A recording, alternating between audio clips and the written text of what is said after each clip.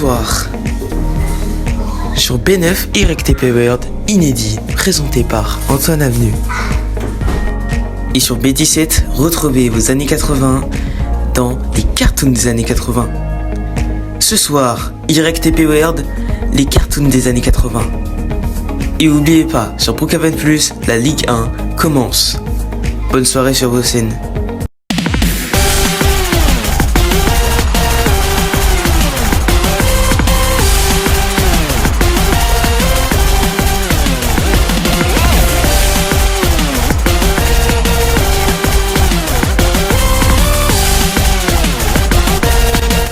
Tennis les qualifications, bientôt en direct sur B17.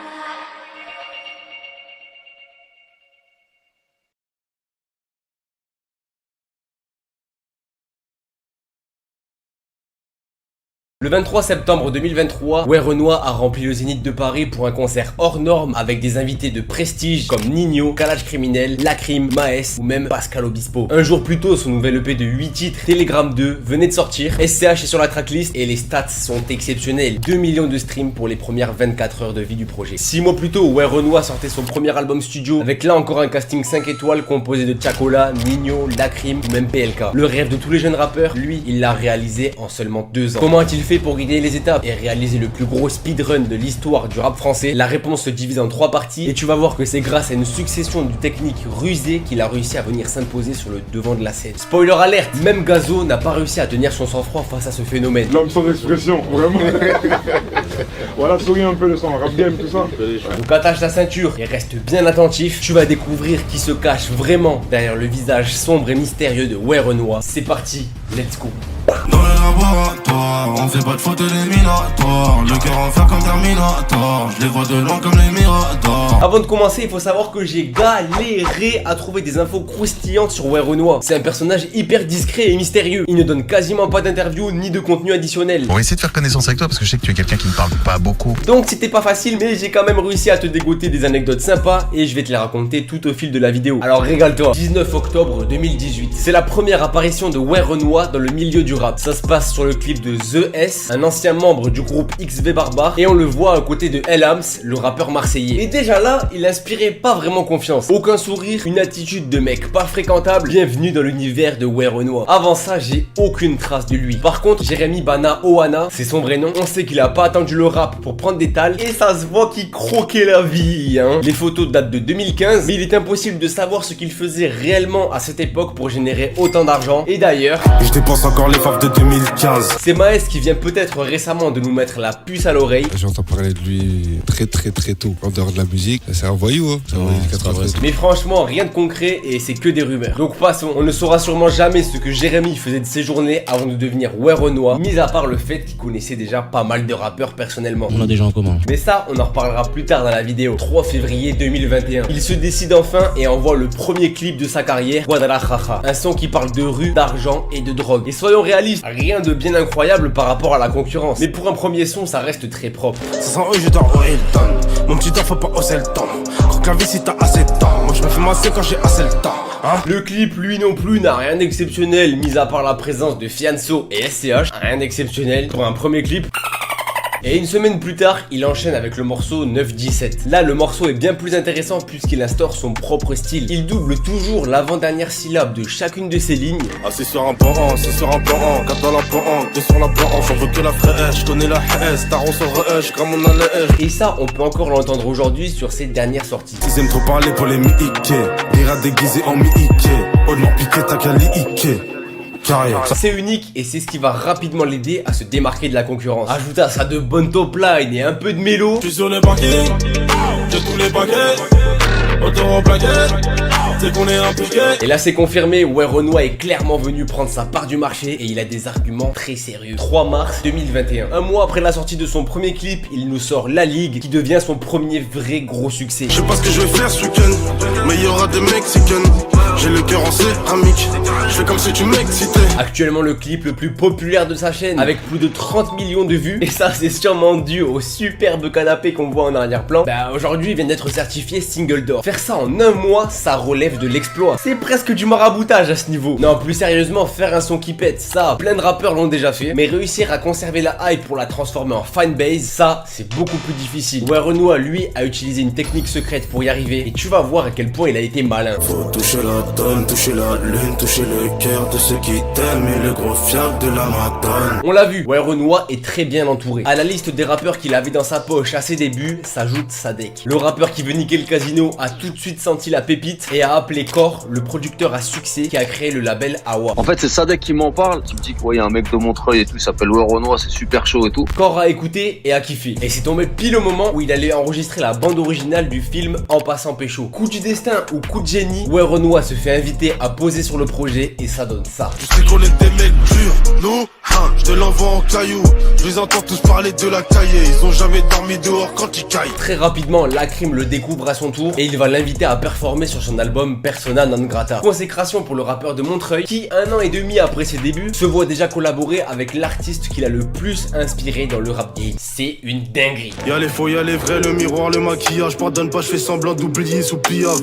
D'ailleurs, gros bisous à Lacrim, finisher de talent hors pair qui nous avait déjà fait écouter SCH avant tout le monde. Bon, ouais, Renoir, lui, il a clairement honoré l'invitation. Le feat est bon, la lumière est sur lui, et maintenant, à la manière d'un Ronaldo à la 90e, il a juste à concrétiser et marquer le but. Et c'est ici que tout s'accélère et va prendre une ampleur démesurée. Et tu vas voir que la manière dont il s'y prend est très surprenante. Il continue de sortir des sons et fidéliser son audience, et il va jusqu'à inciter ses auditeurs à le rejoindre sur son canal Telegram. Ainsi, dans un cadre plus intimiste, ouais, Renoir peut communiquer directement sur son actu, la sortie d'un clip ou d'un projet. Du coup, les gens se sentent impliqués directement dans la carrière du rappeur. Ils sont au courant avant tout le monde de ses nouvelles sorties, et y a rien de mieux pour les stimuler au maximum. Tout rouler comme sur des roulettes jusqu'au jour où ce que tout artiste redoute arriva. Son projet leak plusieurs semaines avant la sortie officielle. Tout devient viral très vite, les gens partagent en masse les sons et notamment sur TikTok. C'est un désastre pour un artiste émergent. Ouais, Renoir voit des semaines de travail partir en fumée qui ne seront jamais rémunérées. Les morceaux sont dans la nature, téléchargés illégalement, il est alors impossible de comptabiliser les vues. Un désastre. Sauf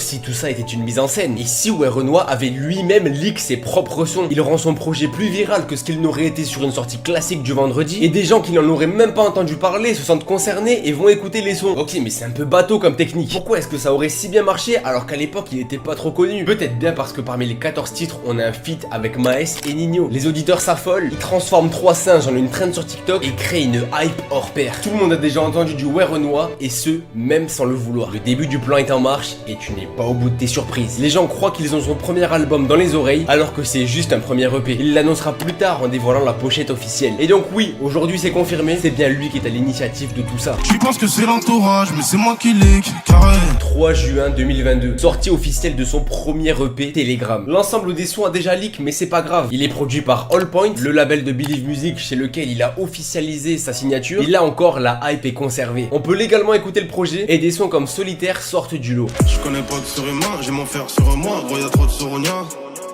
Je suis ton rêve, t'es mon rêve, je pourrais tuer pour toi, tu veux le faire, on ira. Une ambiance mélancolique s'en dégage, le personnage colle parfaitement à ce qu'il raconte et le public s'y retrouve. Globalement, le projet est bon et tout le monde n'a qu'un nom en tête, ouais Renoir. D'ailleurs, petite parenthèse, la vie de César en featuring avec Dossé est grave sous-côté. Voilà, c'est tout. La vie de Eto, la vie de César.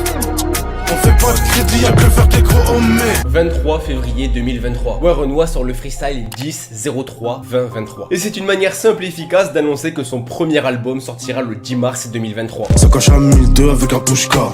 Il est minuit 2 mais je suis un couche-tard. Je mets le survêt, pas le costard. Je mets les LV, pas les all-stars. Quelques jours plus tard, Carré est disponible. Et là, ce qui se passe est zinzin. 19 titres, des featuring avec Nino, Chacola, Lacrim, PLK. D'ailleurs, ce dernier a été clippé pour le jour de sortie de l'album. J'ai mis les bois d'argent. Elle a senti l'argent. Elle a conduit la loque. Elle a rayé la jante. L'univers est parfaitement défini. Ouais, Renoir est un personnage sombre qui, lors de sa promo chez Skyrock, ne sera pas vraiment bavard. Ouais, Tu veux me tirer les verres du nez? On se demande même ce qu'il fait là. Et sur ça, j'ai une théorie et je te la dis plus tard dans la vidéo. Bref, le public accueille l'album comme un chef, les stats explosent et les auditeurs sont plus que satisfaits et vont même jusqu'à dire que c'est un futur classique du rap français. C'est pour dire, il arrive à concurrencer l'album de Maes qui est sorti le même jour, alors que Maes c'est un rappeur qui est implanté déjà depuis des années. L'album est rapidement certifié disque d'or et il comptabilise aujourd'hui plusieurs singles de platine. Les récompenses sont nombreuses, il décroche la flamme de la révélation de l'année. D'ailleurs, il va encore briller par son manque de convivialité. Moi j'ai pas grand chose à dire, hein. C'est carré la ligue, on est ensemble, merci à vous. Et tout de suite après, il annonce une tournée. Encore une fois, il va surprendre tout le monde. Au lieu de commencer par des petites salles, il va directement s'attaquer au Zénith de Paris. Oui, le Zénith de Paris. Le mec est trop confiant, il prend des risques et ça paye. Le 23 septembre 2023, Renoir remplit cette foutue salle de spectacle et il régale ses fans avec un show spectaculaire. Nino, Lacrim, Calage Criminel, Maes et même Pascal Obispo sont de la partie. Et ça, c'est sans compter qu'un jour avant, son EP Telegram 2 venait de sortir avec comme featuring SCH. Elle a vu l'amour dans un 69, j'ai vu la mort dans un 63. On est 64 quand il y a 64. On n'est pas des anges, pas des enfants de cœur. On grimpe en descend comme le 44. Évidemment, encore une fois, les stats sont au rendez-vous. C'est un bel exemple de réussite pour un rappeur qui vient juste de débarquer dans le rap game. C'est grand.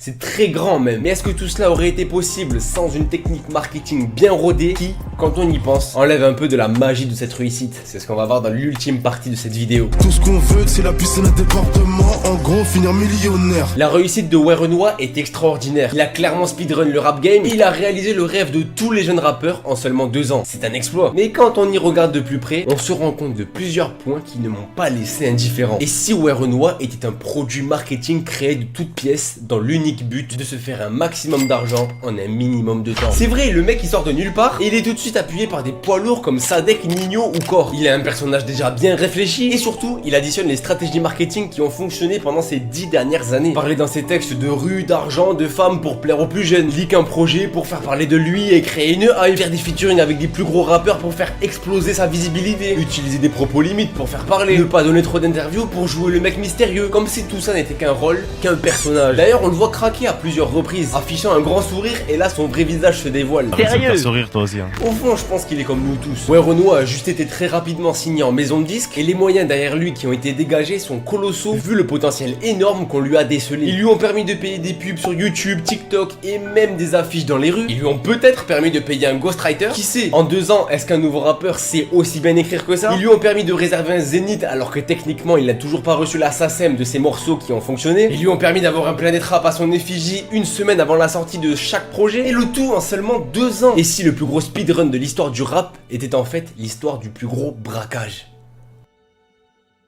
Merci d'avoir regardé la vidéo. Dites-moi en commentaire ce que vous pensez de Renoir. Moi personnellement je suis pas un énorme fan de Renoir. Je capte qu'il apporte son délire en plus et son univers, mais j'accroche pas trop au personnage. Il est trop nonchalant, voire même mal poli. Par contre j'adore analyser le succès des gens et c'est ça qui m'a poussé à faire cette vidéo. Peut-être que j'ai raison, peut-être que j'ai tort. À vous de faire votre propre idée. Mon but c'est de nourrir et de faire prospérer cette énorme bulle médiatique autour de lui pour voir jusqu'où elle ira. Et peut-être qu'on nous dévoilera un jour ce qui se cache vraiment derrière Renoir.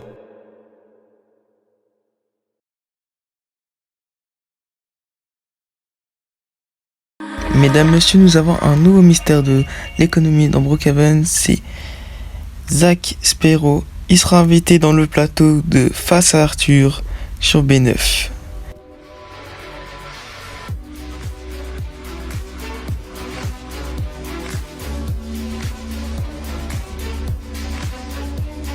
Mesdames, messieurs, on se retrouve samedi prochain dès 21h sur B9. Face à Arthur, samedi 21h, en direct sur B9.